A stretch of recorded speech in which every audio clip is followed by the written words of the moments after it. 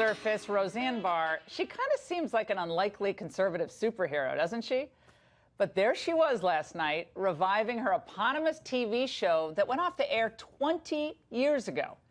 Now, she's playing her old character, this time as a true blue Trumpster dealing with liberal family members.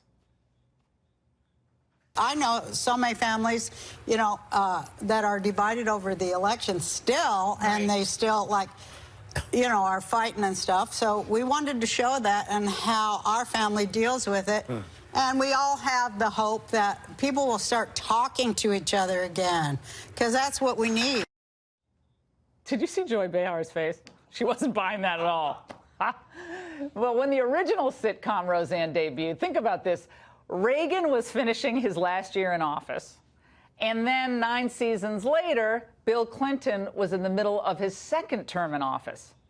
Oh, my goodness, how things have changed for America in the interim. But I have to tell you, it didn't surprise me one bit. I think we predicted it last Wednesday on The Angle. When the ratings came in today, showing Roseanne had absolutely crushed it, nabbing 18 million viewers for the debut. That's awesome. Now, for years, the entertainment industry has moved ever further to the left, pumping out films and television series that often offend, or they just simply don't resonate with millions of Americans with a slightly more traditional sensibility. And as producers push the envelope on political issues and sexual depictions, even during the so-called family hours of television, well, they may have curried some favor with the viewers on the coast, but I'm telling you, they lost many others.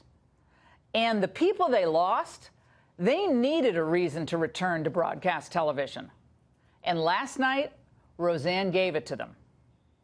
I've long wondered why the decision makers in Hollywood hadn't seen the writing on the wall sooner.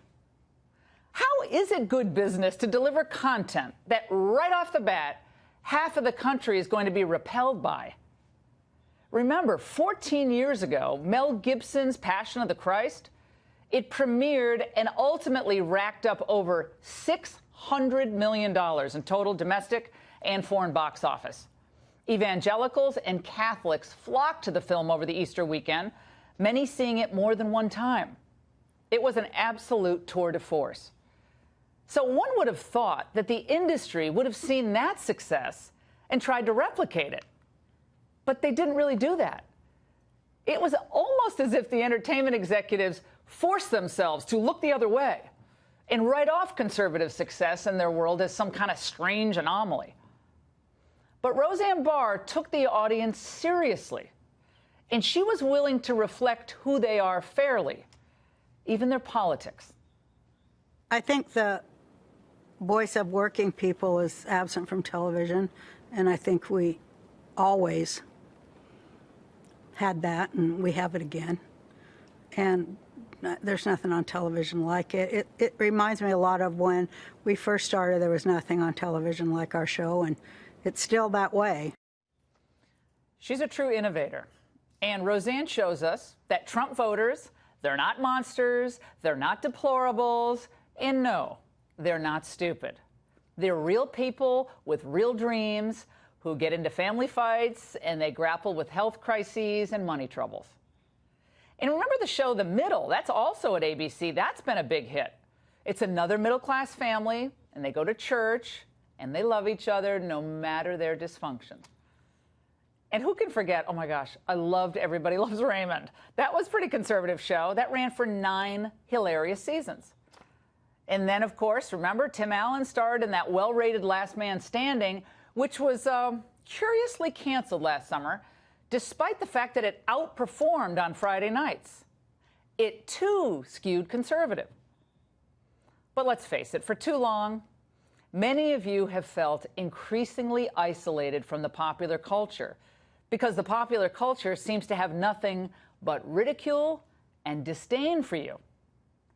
So not surprisingly, there was a pent-up yearning for exactly the type of show that Roseanne Barr produced.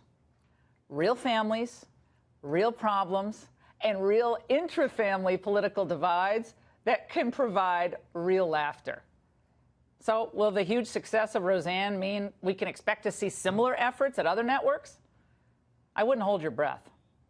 Over the years, I've had the chance to meet some of the folks whose job it is to greenlight these series. And they actually admit that they have alienated a wide swath of the American public, but they don't really seem to care. They seem more worried about what their friends and their colleagues will think of them, maybe at cocktail parties, dinner parties, if they backed a conservative-themed show. So despite all the talk of diversity and inclusion, giving each other ribbons and awards, Hollywood remains still one of the most intolerant industries in the world, and insular as well. You try going on an audition, being known as openly conservative, good luck. The liberal dogma is extremely difficult to crack. And the powers that be make exceptions once in a while, but it's usually for only those stars with huge name ID.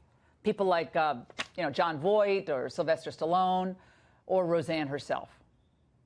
But in the meantime, millions of TV viewers are voting with their eyeballs, and they're looking forward to seeing where Ms. Barr takes this working class narrative, maybe right up to 2020. And that's The Angle.